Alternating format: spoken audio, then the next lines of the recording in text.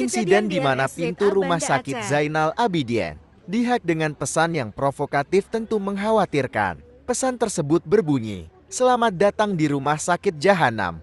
Jangan anggap kami lemah, kami mengingatkan kalian agar ramah sesama manusia. Menjaga sosial jangan seperti binatang. We are legion, we do not forgive, we do not forget, expect us." Pesan ini mengandung peringatan untuk berperilaku baik terhadap sesama manusia dan mengindikasikan ancaman dari kelompok yang mengidentifikasikan diri mereka sebagai legion, yang merupakan referensi umum untuk kelompok hacker yang dikenal sebagai Anonymous. Tindakan ini bisa dimaksudkan untuk menarik perhatian pada isu tertentu atau sebagai bentuk protes. Sangat penting bagi pihak berwenang dan pengelola rumah sakit untuk segera menindaklanjuti insiden ini, memastikan sistem keamanan siber mereka diperkuat, dan melakukan investigasi untuk menemukan pelakunya. Keamanan dan kenyamanan pasien serta staf rumah sakit harus menjadi prioritas utama.